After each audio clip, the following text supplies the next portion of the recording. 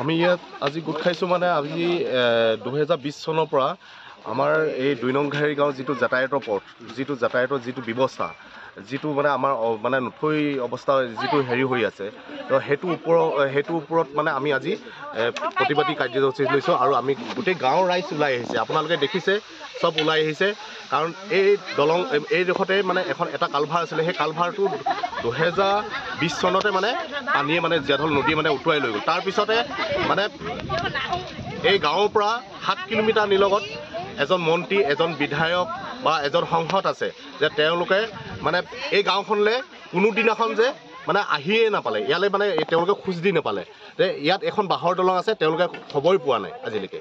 তো তাৰপিছতো আমি তেওঁলোকৰ ওচৰলৈ আমি গৈছোঁ, যে তেওঁলোকৰ ওচৰলৈ গৈ পিনে আমি দৰখাস্ত দিছোঁ তেওঁলোকক আমাৰ এখন দলং লাগে বুলি, মানে আমাৰ গাঁওখনৰ উন্নতিকৰণ কৰিব লাগে বুলি।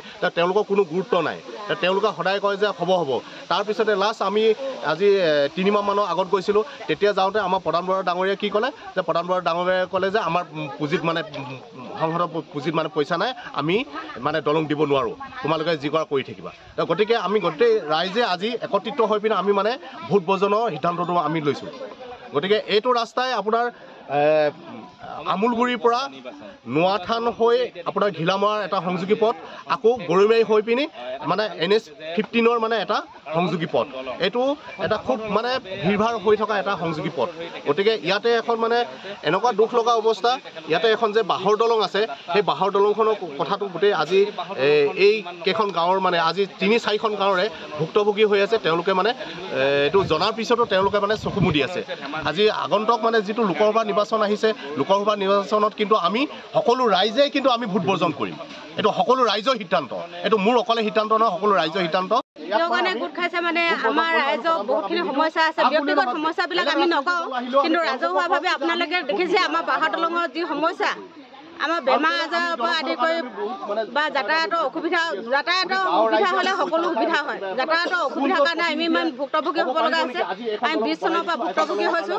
এই বাঁহৰ দলংখনৰ ওপৰেদি গাড়ী গোৱা নোযোৱাৰ ফলত আমি সমাজজনৰ হৈ ঘূৰি আহিব লগা হয়, য'ত নেকি আমি 60 টকা পইচাত আমি ধেমাজি টাউনৰ পৰা গৈ ঘূৰি আহিব পাৰোঁ, কিন্তু এতিয়া আমি 120 টকা পইচা আমাৰ প্ৰয়োজন হৈছে। বহুত কষ্ট পাইছোঁ 20 চনৰ পৰা, আমাক দলংখন লাগে। কি গাঁওখন নাম কি আপোনাৰ? 2 নং ঘাৰী গাঁও। দলংখন কেতিয়াবা হোৱা নাই আপোনাৰ? 20 চনৰ পৰা নাই আমাৰ দলং। কেনেকৈ অহা যোৱা কৰে আপোনালোকে?